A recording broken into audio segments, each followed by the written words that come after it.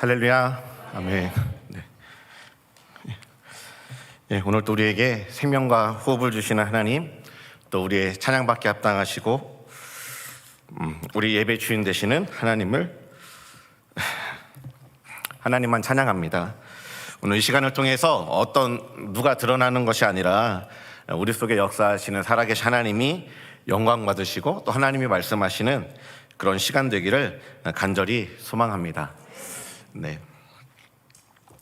오늘은 우리 사랑하는 성도님들과 함께 우리 요한복음 21장의 말씀을 나누려고 합니다. 어떤 분들은 기억하고 계실지 모르겠는데 사실 이 말씀은 제가 작년 8월 14일 주일 예배 때 여러분들 앞에서 또 함께 나누었던 말씀입니다.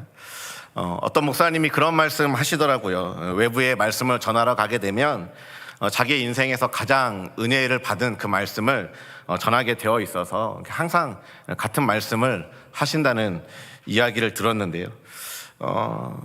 오늘 이 말씀이 저에게는 그런 말씀인 것 같아요. 그래서 제가 가기 전에 또 다시 한번 이 말씀을 나누면 좋겠다는 마음을 하나님이 주셔서 오늘 여러분들과 함께 나누려고 합니다. 예수님은 부활하신 후에 제자들에게 나타나셨습니다. 그때 제자들은 갈릴리 호수에서 고기를 잡고 있었습니다. 아시겠지만 밤새도록 고기를 잡았지만 제자들이 잡은 것은 하나도 없었습니다. 그때 예수님께서 오셔서 배 오른편에 그물을 배 오른편에 던져라, 그리하면 잡으리라 라고 말씀하셨고, 제자들이 그대로 했을 때 큰 물고기가 그 그물에 가득 차게 되었다고 성경은 기록하고 있습니다. 이것은 예수님께서 베드로를 처음 부르셨을 때 일어났던 그 사건을 생각나게 했고, 제자들은 비로소 이분이 예수님이시구나 라는 것을 알아보게 되었습니다. 그들이 예수님 앞으로 나와왔을 때 예수님은 숯불을 피워놓고 그 위에 이제 생선과 떡을 굽고 계셨습니다. 그리고는 밤새 고생한 제자들에게 와서 조반을 먹어라, 우리 와서 같이 아침 먹자라고 이렇게 말씀하셨을 때 제자들이 모두 예수님인 줄 알았기 때문에 저가 누구냐 이제 묻는 자가 없었다고 합니다. 예수님께서 친히 제자들에게 떡을 나누어 주시고 또 생선도 구워서 주셨습니다. 마치 엄마가 사랑하는 자녀들에게 식사를 차려주시는 것처럼요. 밤새 추위에 떨면서 고기를 잡았던 이 제자들에게 그 아침은 어떤 의미였을까요? 제가 이제 지난주에 버지니아에 먼저 짐을 갖다 놓으러 다녀왔잖아요. 이제 이삿짐 내려놓고 수요 예배 끝나고 우리 소기 집사님하고 같이 밤새 달려갔습니다. 그리고 오후 1시쯤 해서 도착을 했는데 너무 피곤한 거예요. 너무 배도 고프고. 그래서 근처에 찾아보니까 설렁탕 집이 있더라고요. 설렁탕을 먹었는데 너무 맛있는 거예요. 찐한 설렁탕을 한 그릇 딱 먹으니까 피로가 다 이렇게 가시고 여기도 살만한가 보다 걱정이 많이 됐는데 그런 느낌을 제가 이제 받았습니다. 아마 이렇게 밤새 추위에 고생했던 이 제자들도 예수님이 손수 차려주셨던 그 떡과 고기를 먹으면서 아마 엄마가 이렇게 손수 차려주신 그 집밥을 먹는 것과 같은 그런 따뜻함을 느꼈을 것 같아요. 그렇게 조반을 먹은 후에 이제 성경은 예수님과 베드로에게 주목하고 있습니다. 우리 15절 말씀입니다. 그들이 조반 먹은 후에 예수께서 시몬 베드로에게 이르시되 요한의 아들 시몬아, 내가 이 사람들보다 나를 더 사랑하느냐 하시니 이르시되 주님 그러하나이다. 내가 주님을 사랑하는 줄 주님께서 아시나이다. 이르시되 내 어린 양을 먹이라 하시고, 예수님께서 베드로에게 질문하십니다. 요한의 아들 시몬아, 내가 이 사람들보다 나를 더 사랑하느냐? 예수님의 이 질문, 오늘 본문의 이 제목이기도 한 이 내가 나를 사랑하느냐, 이 질문을 통해서 우리는 예수님의 두 가지 모습을 우리가 살펴보고 또 만나게 됩니다. 첫 번째, 내가 나를 사랑하느냐 물으시는 그 주님의 모습 속에서 우리는 먼저 나를 회복시키시는 그 하나님을 만납니다. 여러분, 여기서 주님이 회복시키시는 하나님이라면 여기는 전제되는 게 있습니다. 그것은 우리가 실패하고 연약하여서 넘어진다는 사실입니다. 여러분, 지금 베드로의 모습은 어떠합니까? 예수님의 십자가를 경험했습니다. 십자가로 끝나지 않고 부활하신 예수님이 베드로에게 찾아오셨습니다. 그렇지만 베드로는 자기를 부르시고 또 찾아오신 그 주님을 아마 똑바로 바라보지 못했던 것 같아요. 그리고 갈릴리 호수로 나아가서 물고기 잡던 그 옛날의 모습으로 돌아갔습니다. 베드로가 왜 옛날 모습으로 돌아갔습니까? 그가 실패해서 넘어졌기 때문이죠. 예수님께서 십자가를 지시기 전에 그 마지막 날 밤에 제자들과 함께 마지막 만찬을 하시고 감난산으로 나아가십니다. 그때 주님께서 제자들에게 야, 오늘 너희가 다 나를 버릴 거다. 기록된 바 내가 목자를 치리니 양의 떼가 흩어지리라 하였느니라, 이 스가랴의 말씀을 말씀하시면서 제자들이 그 밤에 다 자신을 떠나갈 것을 가르쳐 주셨습니다. 그때 베드로가 이렇게 이야기하죠. 모두 주를 버릴지라도 자신은 결코 주를 버리지 않겠다고 고백합니다. 그런 베드로에게 예수님이 하시는 말씀이 네가 오늘 밤 다굴기 전에 나를 3번 부인하리라 라고 말씀하셨고, 그러니 베드로가 뭐라고 했어요? 주와 함께 죽을지언정 내가 주를 부인하지 않겠다라고 그렇게 결단하며 말했습니다. 마태복음 26장 31절입니다. 그때 예수께서 제자들에게 이르시되 오늘 밤에 너희가 다 나를 버리리라. 기록된 바 내가 목자를 치리니 양의 떼가 흩어지리라 하였느니라. 이렇게 말씀하시자 33절에 베드로가 대답하여 이르되 모두 주를 버릴지라도 나는 결코 버리지 않겠나이다. 34절 예수께서 이르시되 내가 진실로 내게 이르노니 오늘 밤 닭 울기 전에 네가 3번 나를 부인하리라. 35절 베드로가 이르되 내가 주와 함께 죽을지언정 주를 부인하지 않겠나이다 하고 모든 제자도 그와 같이 말하니라. 자신이 죽을지라도 주님을 버리지 않겠다고 대답했던 베드로, 그는 예수님이 잡혀갈 때 멀찌감치 주님을 따라 나섰죠. 그리고 대제사장의 집에 도착했을 때 그 대제사장 집에 일하고 있던 여종의 물음에 예수님을 모른다고 2번 부인합니다. 그리고 거기에 있던 다른 무리들이 너가 갈릴리 사람이다, 예수님과 함께 있었다라고 이야기하니까 예수님을 저주하면서 베드로가 말씀대로 3번째 예수님을 부인했을 때 달기 울었습니다. 여러분, 이것이 불과 몇 시간 만에 일어난 일이었습니다. 우리 예수님께서 베드로가 부인할 것을 모르셨습니까?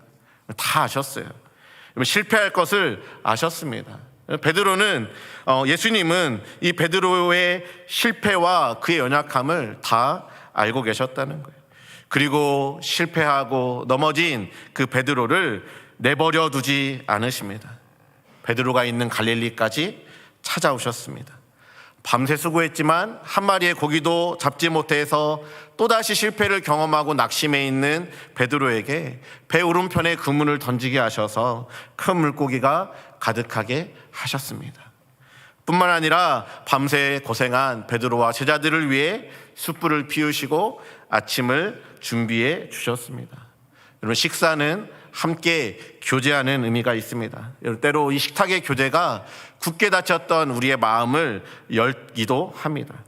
가끔 청년들 중에요, 이게 계속해서 예배를 안 나오는 애들이 있습니다. 그리고 공부하다가 지치고 또 어려운 일이 생기면 교회에 뜸해지는 청년들이 간혹 있어요. 우리 청년들 대부분은 안 그렇지만 간혹 그런 청년들이 있는데, 그때면 제가 다른 것 하지 않습니다. 전화해서 우리 밥 한 끼 같이 먹자. 그렇게 먹으면서 야, 너 왜 교회 안 와? 너 신앙생활 그렇게 하면 안 돼.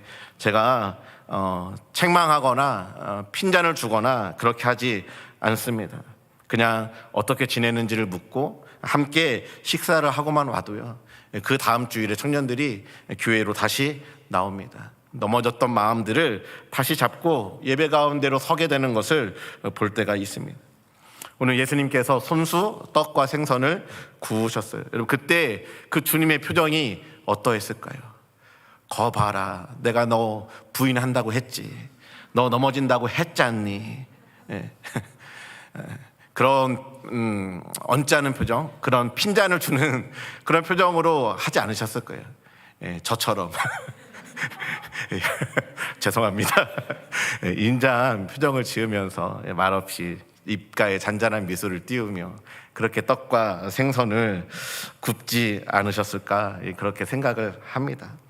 그렇게 아침을 이제 먹은 후에 요한의 아들 시몬아, 내가 다른 사람들보다 나를 더 사랑하느냐라고 물으실 때, 그 질문은 실패해서 넘어져 있는 베드로를 다시 부르시고 이렇게 회복해 하시는 그런 질문이었습니다.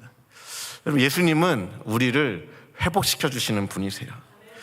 그분의 은혜와 사랑은 우리의 실패와 실수의 여부와 상관없이 일방적으로 주어지는 하나님의 선물입니다. 여러분, 오늘 저와 여러분이 구원받을 만한 은혜 받을 만한 어떤 조건이나 자격이 있나요? 여러분, 그렇지 않습니다. 우리 에베소서 2장의 고백대로 보면 우리는 허물과 죄로 죽었던 자들입니다. 1절, 그는 허물과 죄로 죽었던 너희를 살리셨도다. 4절, 긍휼이 풍성하신 하나님이 우리를 사랑하신 그 큰 사랑을 인하여 허물로 죽은 우리를 그리스도와 함께 살리셨고 너희는 그 은혜로 구원을 받은 것이라. 로마서 5장의 고백대로라면 5장 6절에 우리가 아직 연약할 때에 기약대로 그리스도께서 경건하지 않은 저와 여러분을 위하여 죽으셨습니다. 8절에 우리가 아직 죄인 되었을 때 그리스도께서 우리를 위하여 죽으심으로 하나님께서 우리에 대한 자기의 사랑을 확증하셨다, 보여주셨다 말씀합니다. 10절, 곧 우리가 원수 되었을 때, 여러분, 우리가 원수 되었을 때 그의 아들의 죽으심으로 말미암아 하나님과 화목하게 되었은즉, 화목하게 된 자로서는 더욱 그의 살아나심으로 말미암아 구원을 받을 것이니라 말씀하고 있어요. 여러분, 우리가 허물로 죄로 죽었던 때에, 우리가 연약하고 경건하지 않고 죄인이었고 원수였을 때에 예수님께서 나를 위해 이 땅 가운데 오셨고 그분이 나를 대신해서 십자가를 지셨고 그분이 부활하여 다시 살아나심으로 그 예수님은 우리에게 은혜를 베푸시며 우리를 살리시고 일으키시고 회복시켜 주셨습니다. 여러분, 이미 십자가에서 예수님은 베드로의 그 모든 죄와 실패를 지고 죽으셨고 부활하셔서 베드로의 모든 죄값을 다 치러 주셨습니다. 십자가를 지시기 전 주님은 베드로가 자기를 3번 부인하고 저주할 것을 아셨지만 기꺼이 십자가를 지십니다. 그렇게 모든 것을 감당하시고 사랑하시되 끝까지 사랑하신 주님께서 부활하시고 베드로에게 찾아와서 내가 나를 사랑하느냐 물으십니다. 주님, 그러하나이다. 내가 주님을 사랑하는 줄 주님께서 아시나이다. 주님이 또다시 물으세요. 네가 나를 사랑하느냐? 베드로 대답합니다. 주님, 그러하나이다. 내가 주님을 사랑하는 줄 주께서 아시나이다. 요한의 아들 시몬아, 네가 나를 사랑하느냐? 3번째 다시 물으십니다. 그러니까 베드로가 근심했대요.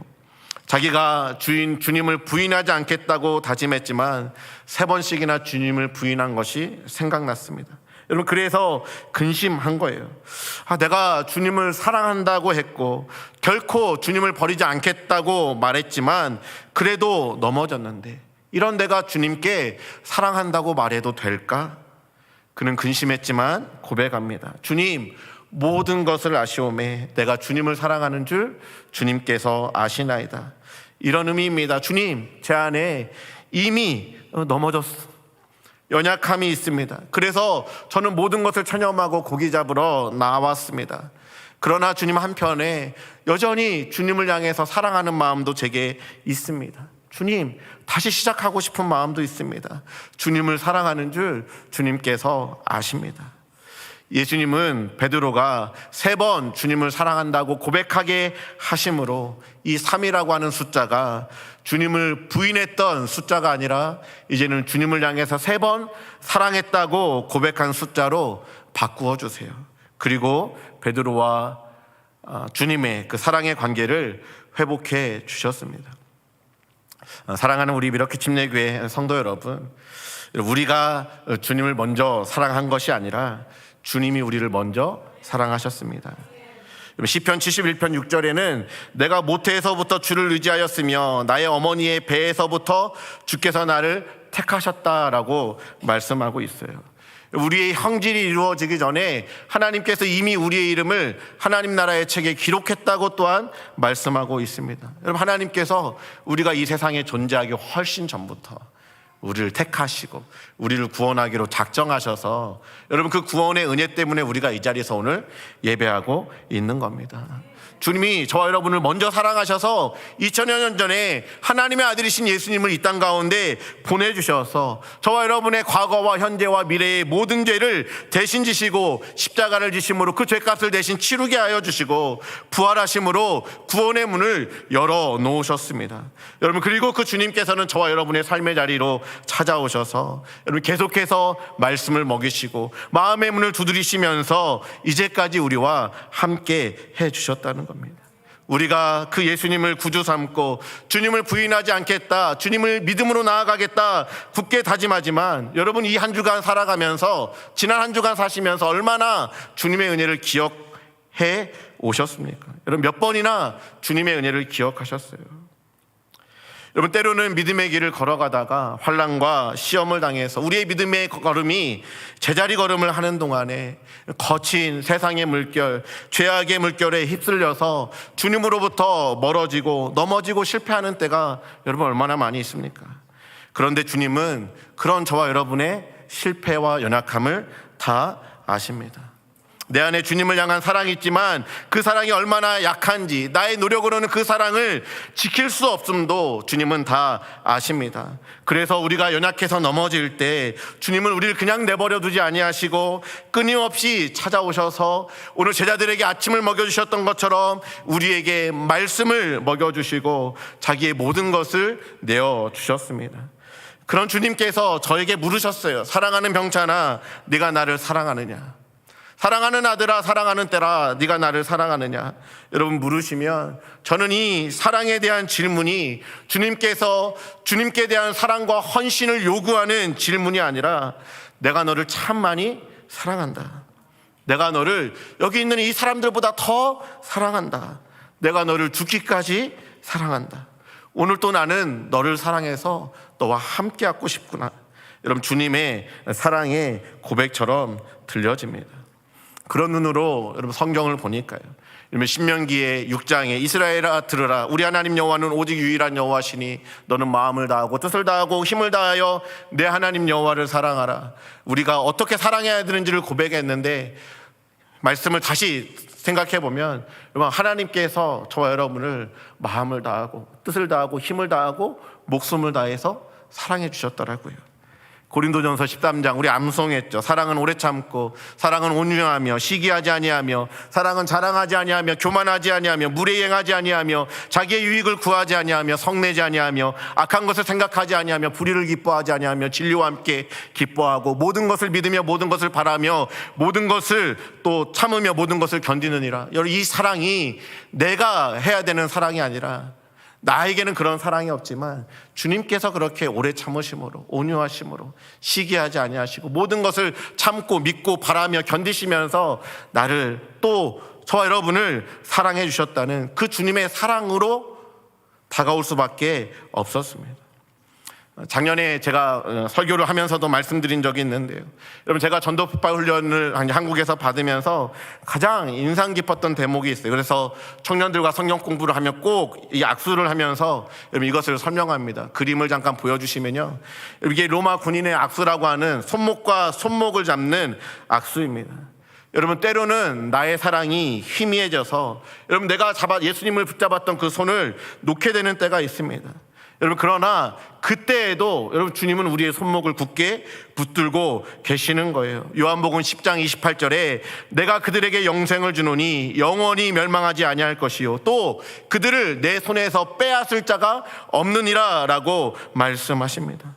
나는 힘이 없어서 때로는 넘어져서 그 주님 잡았던 손을 놓을 수 있을지 몰라도 나를 위해서 십자가에서 자기의 모든 것들을 내어주시고 십자가에 못 박히셨던 그 주님은 우리를 홀로 내버려 두지 아니하시고 그 못 박힌 손으로 우리에게 손 내밀어 주시고 우리의 손목을 잡으신 그 손목을 끝까지 붙들고 계시며 잡아 일으키신다는 사실입니다. 그 주님은 그렇게 우리를 회복시키시는 주님이세요. 여러분 오늘 저와 여러분이 우리를 회복시켜 주시는 그분께서 내미시는 이 손을 붙들고 그 주님께 우리를 의탁하며 여러분 다시 일어설 수 있기를 주님의 이름으로 축복합니다. 그래서 이 시간 옆 사람하고 악수를 해볼 겁니다. 아까 손 봤죠? 한 분은 예수님 역할을 하시고 한 분은 연약한 최병찬 역할을 하시면 됩니다. 그래서 손목 딱 잡아주시고 손도 한번 놔보시고, 예수님 손 놓으면 안 됩니다. 예수님 역할 하시는 분들은 우리 손목 악수 한번 하시면서요, 하실 수 있는 분들만 하시면서 하나님이 당신을 사랑하십니다. 우리 인사하시죠. 하나님이 당신을 붙들고 계십니다. 하나님이 우리를 회복시켜 주십니다. 할렐루야. 예, 여러분 이 사실을 꼭 기억하셔야 돼요. 예, 오늘 마지막 설교였는데 여러분 한 단어를 기억하시면 됩니다. 일단은 회복. 예, 이걸 기억하세요. 자, 이제 두 번째 단어 나아갑니다. 두 번째 단어는 사명을 주시는 하나님을 만나게 돼요. 자, 사명을 주시는 하나님 따라해 보시죠. 아멘. 예. 오늘 베드로에게 네가 나를 사랑하느냐 주님께서 물으시고 베드로가 내가 주님을 사랑하는 줄 주께서 아십니다라고 고백했을 때 이어지는 주님의 말씀은 내 양을 먹이라는 말씀이었습니다. 그럼 주님은 우리를 회복시키시고 또 사랑을 주시는 데서 더 나아가 우리에게 사명을 주시고 그 사명을 또한 새롭게 하시는 하나님이세요. 여러분 이것이 주님께서 우리를 향해 품는 꿈입니다. 여러분 우리 교회를 향해 품는 꿈이에요. 여러분 내 양을 먹이라 이것이 주님의 꿈인데 여러분 주님의 양들을 먹이는 거, 여러분 양들을 먹이는 사람을 뭐라고 합니까? 예, 목자. 예. 그러니 여러분 이 말씀은 목자가 되라는 말씀이에요. 목자는 양들을 먹이기도 하고요, 또 때로는 지팡이와 막대기로 양들을 바른 길로 안내하기도 하고 맹수의 공격으로부터 양들을 보호하는 그런 역할도 합니다. 예수님은 요한복음 10장 11절에서 자신을 선한 목자라고 말씀하시면서 양들을 위해 목숨을 버리기까지 양을 사랑하셨다고 말씀하십니다. 그러므로 오늘 내 양을 먹이라는 이 말씀은 주님께서 우리를 사랑하신 것처럼 이제 우리도 우리에게 맡겨주신 그 영혼, 여러분 그 영혼이 단 한 명이라 할지라도 그 영혼을 주님 사랑하는 것처럼, 주님이 나를 사랑하신 것처럼 그렇게 사랑하라는 말씀입니다. 여러분 옆에 있는, 여러분 주위에 있는 양들이 누구입니까? 여러분의 자녀일 수도 있고, 아직 주님 믿지 않은 여러분의 또 남편과 아내일 수도 있고, 우리 목장의 목장원일 수도 있고, 또 내 옆에, 또 내 직장에서 옆에 있는 사람일 수도 있고, 그 사람들이 주님께서 나에게 맡겨주신 영혼이라면 그 영혼을 주님이 사랑하시는 것처럼 사랑하라는 거죠. 이렇게 사랑하기 위해서는 먼저 주님의 사랑이 부어져야 되는 거예요. 그래서 예수님이 먼저 회복시켜 주신 겁니다. 그리고 그 사랑이 내 안에 차고 흘러 넘쳐서 그 사랑으로 이제 내 옆에 있는 그 영혼들을 바라보고 기도하고 사랑하고 돌보는 것, 여러분 이것이 주님께서 우리에게 원하시는 사명이에요. 예수님은 베드로의 사명을 회복시켜 주시면서 한 가지 말씀을 더 하십니다. 18절과 19절, 내가 진실로 진실로 내게 이르노니 내가 젊어서는 스스로 띠띠고 원하는 곳으로 다녔거니와 늙어서는 내 팔을 벌리리니 남이 내게 띠띠우고 원하지 아니하는 곳으로 데려가리라. 이 말씀을 하심은 베드로가 어떠한 죽음으로 하나님께 영광을 돌릴 것을 가리키심이로라. 이 말씀을 하시고 베드로에게 이르시되 나를 따르라 하시니. 예수님은 베드로에게 너가 젊어서는 스스로 원하는 곳으로 띠뛰고 움직였다. 그러나 이제 늙어서는 남이 띠를 띠고 원치 않는 곳으로 너를 데려갈 것이다 라고 말씀하시면서, 이 말씀이 베드로의 죽음에 대한 예고라고 성경은 기록하고 있습니다. 그리고 그 말씀 끝에 나를 따르라고 말씀하세요. 베드로는 자기의 마음대로가 아니라 남이 인도하는 대로 원치 않는 곳으로 간다는 그 사실이 조금 불편했던 것 같아요. 그래서 옆에 있는 요한은 어떻게 되겠느냐고 물으실 때 예수님께서 네 옆에 있는 요한이 어떻게 되든 그것은 너가 상관할 바가 아니다. 그러니 다른 사람이 어떻게 살든 다른 사람이 어떻게 죽든 그것을 상관하지 말고 다시 한번 너는 나를 따르라 라고 말씀해 주세요. 주님을 따라가는 삶, 여러분 이것이 주님께서 베드로에게 또 오늘 우리에게 이 말씀을 주시는 이유입니다. 여러분 사도행전을 보면 베드로가 성령의 충만함을 받고 성령의 인도하심을 받아 나아갔을 때 사도행전 3장에서 성전 미문에 앉아 있었던 그 안증뱅이, 나면서부터 안증뱅이였고 아무런 소망이 없었던 그 사람을 내게 있는 것으로 내게 주노니 곧 나사렛 예수 그리스도의 이름으로 일어나 걸으라 말씀할 때, 선포할 때 그 안증뱅이가 일어나는 역사가 일어나죠. 베드로의 설교를 통해서 3,000명씩 주님께로 회개하고 돌아오는 역사도 일어나고요. 사도행전 11장을 보면 이방인 고넬료의 집에 찾아가서 고넬료 성령의 인도하심대로 그 집에 나아가 고넬료의 일행에게 복음을 전했을 때 성령께서 그 이방인 가정에 임하셔서 이방인들이 주님께로 돌아오는 그 놀라운 역사 가운데도 쓰임받는 것을 보게 됩니다. 베드로가 성령의 충만을 받고 오늘 나를 따르라고 말씀하셨던 그 주님의 인도를 받아 나아갔을 때 일어났던 역사입니다. 하나님은 오늘 저와 여러분에게도 우리에게도 동일한 사명을 주세요. 예수님은 우리를 사랑하셔서 자기의 목숨을 주시면서까지 우리를 사랑하셨지만 여기 계신 한 분 한 분이 주님께로 돌아오는 것도 너무 귀해요. 그것을 위해서 예수님께서 십자가를 지셨어요. 그런데 거기에서 더 나아가 예수님은 누가 나를 위해서 저들을 구원케 할까? 누가 나를 위해 가서 나의 사랑을 전할까? 다시 말씀하시며 또한 탄식하고 계세요. 여러분, 이 사명을 오늘 저와 여러분이 깨달아 알기를 소망합니다. 먼저는 여러분 한 사람 한 사람이 주님과의 깊은 관계, 나를 회복해 주시는 주님의 은혜를 경험하시고, 그리고 또 다른 사람을 그렇게 회복시키길 원하시는 주님의 마음을 깨달아 주님이 주시는 마음으로, 주님이 주시는 그 은혜와 사랑으로 그 영혼들에게 나아가 또 복음을 증거하고 영혼들을 돌볼 수 있는 그런 저와 여러분이 되시기를 주님의 이름으로 축복합니다. 처음에 말씀드린 대로 이 본문은 제가 작년 8월에 우리 성도님들과 함께 나눴던 말씀입니다. 그때 갈릴리 바닷가에서라고 하는 찬양으로, 그리고 오늘 본문의 말씀으로 예수님께서 이렇게 제게 찾아오셨을 때 그 사랑 때문에 참 많이 울었습니다. 그리고 주님이 저를 다시 일으켜 세워주셨어요. 그 사랑에 제가 주님을 사랑합니다 라고 고백했고, 주님이 내 양을 먹이라 라고 말씀하시며 나를 따르라 라고 불러주셨습니다. 그리고 아시는 것처럼 9월에 버지니아에 가서 이제 예배를 드렸고요. 다음날 오전에 이제 그 교회 예배당에 앉아서 이제 제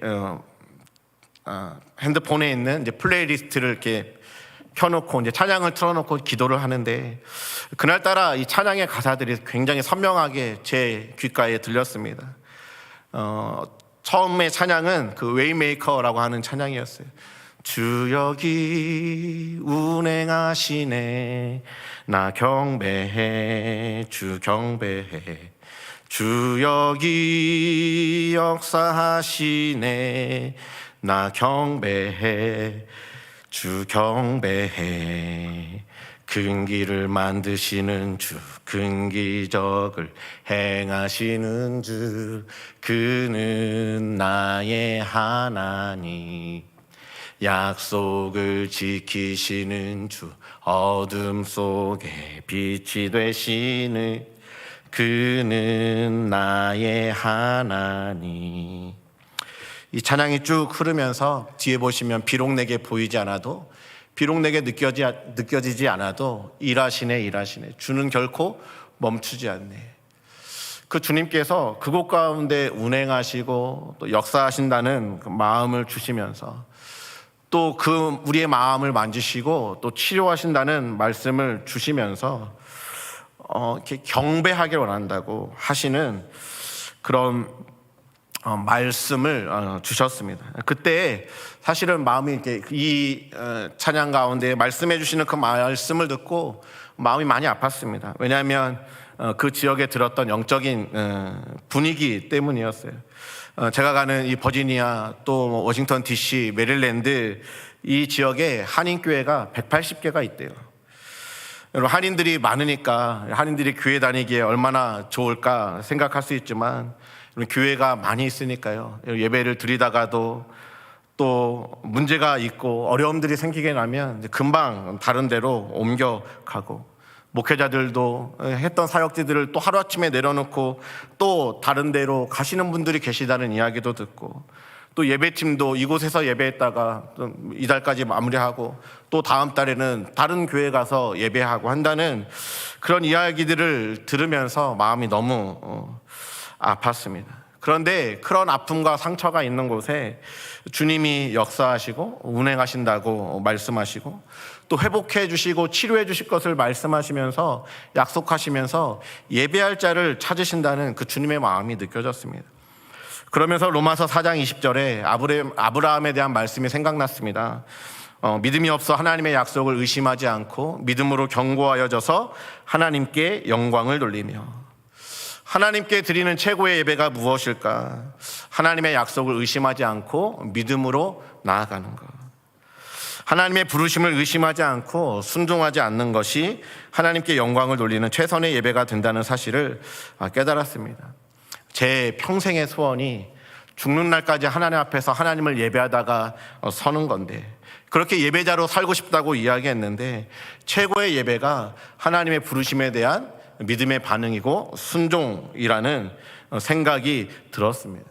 그리고 계속해서 찬양이 들렸습니다. 예수의 길이라는 찬양이었는데요, 안개 속에서 주님을 보내 아무도 없을 것 같던 그곳에서, 손 내미셔서 나를 붙드네 길 잃고 쓰러져 가던 그곳에서 주 말씀하시네 내 손 잡으라고, 내가 곧 길이요 진리 생명이니 나 그 길을 보내 주 예비하신 곳 다른 길로 돌아서지 않으리, 예수의 길 그 좁은 길 나는 건네 주 손 잡고, 그 무엇도 두렵지 않네 주님 주신 약속 내게 있으니, 세상의 길 그 험한 길 승리 안의 성령으로 그 무엇도 바라지 않네 저 하늘에 내 소망이 있으니. 다 제가 열심히 불렀던 찬양들인데 그 많은 찬양들이 주님의 약속을 붙들고 보이지 않아도 믿음의 길로 순종하겠다는 찬양들이었더라고요. 그리고 이제는 입술의 찬양만이 아니라 정말 삶의 순종으로 예배해야 될 때라는 마음이 들었습니다. 그리고 돌아와서 이제 우리 교회 그 주간에 주일 말씀을 들었는데요, 그날 말씀이 미국과 한국과 또 세계를, 미러키와 미국과 세계를 하나님께로 돌린다는 그 비전의 말씀이었습니다.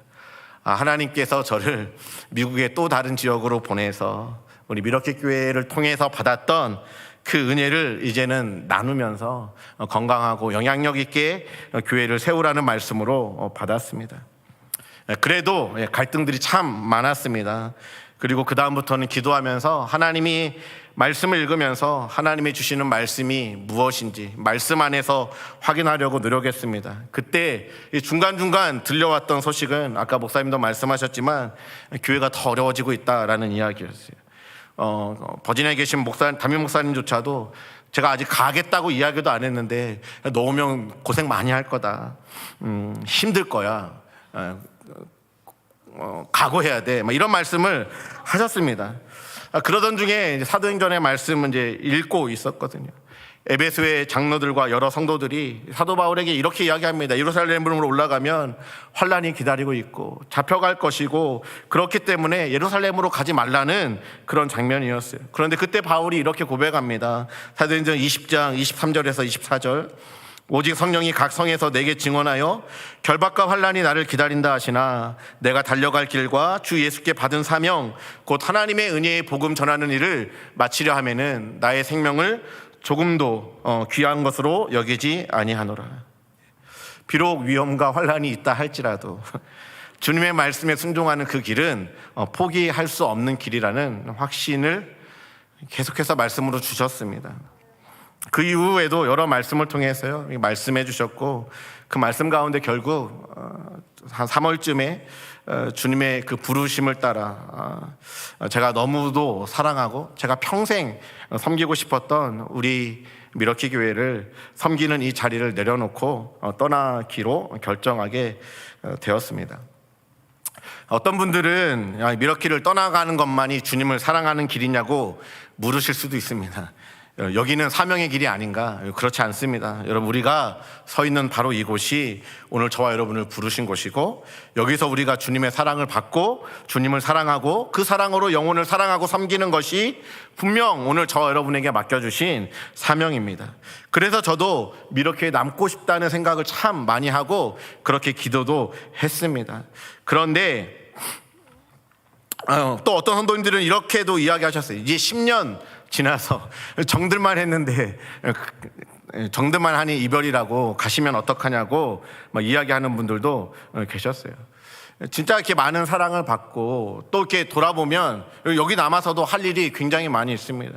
청년들도 이제 좀 꾸준하게 모이고 시작하고 있고, 그래서 우리 사랑하는 청년들하고 1대1도 더 많이 하고 성경 공부도 하고 싶고 목장도 분가해서 더 깊이 교제하는 모습도 보고 싶고, 청년들하고 수양회도 가고 또 단기 선교도 가고, 이 청년들이 예수님의 사람들로 세워지는 거 보고 싶은 마음이 간절했습니다.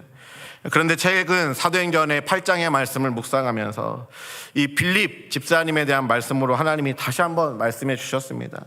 예루살렘의 박해를 피해 이 빌립 집사님이 사마리아로 갔는데 거기에서 많은 이적을 일으키고 또 복음을 전했을 때 사람들이 막 침례를 받고 돌아오는 역사들이 막 일어나는 거예요.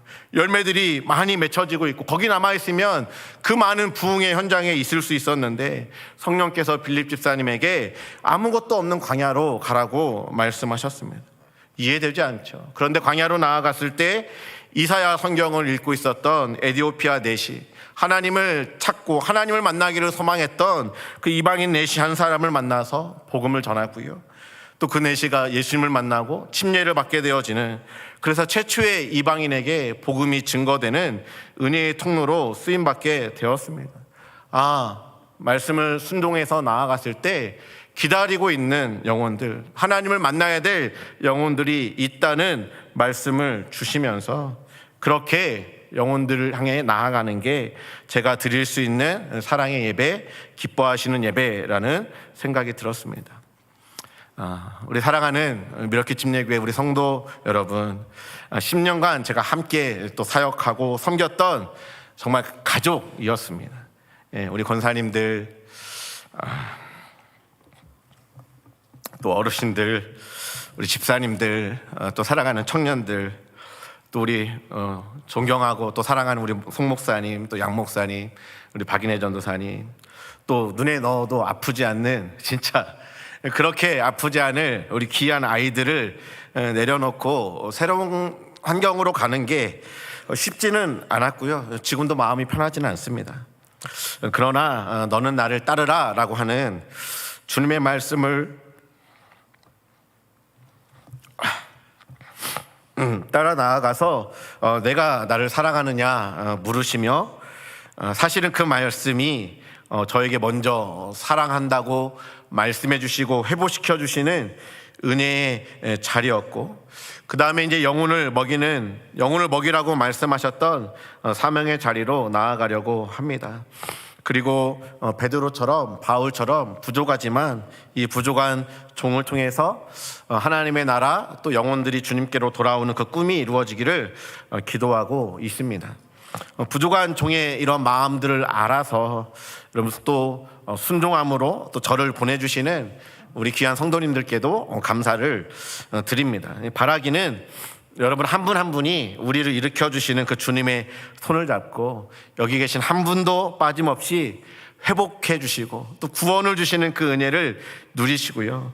이제 주님께서 맡겨주신 그 영혼들을 사랑으로 감당하실 때 저와 여러분의 자녀, 또 가정, 또 우리 교회, 여러분의 삶의 터전에 하나님의 사랑이 가득하기를 주님의 이름으로 축복합니다. 저도 여러분 모두를 사랑하며 응원하겠습니다. 오늘 주님께서 내가 나를 사랑하느냐 물으십니다. 여러분 이 질문에 답하실 수 있기를 주님의 이름으로 소망합니다. 시간이 조금 늦었는데요, 제가 오늘 오늘 예배를 준비하면서 하나님이 이렇게 주셨던 찬양이 있어요. 그래서 그 찬양 뒤에 순서도 있지만 그래서 찬양을 좀 함께 부르고 그리고 기도하고 싶은 마음이 있습니다.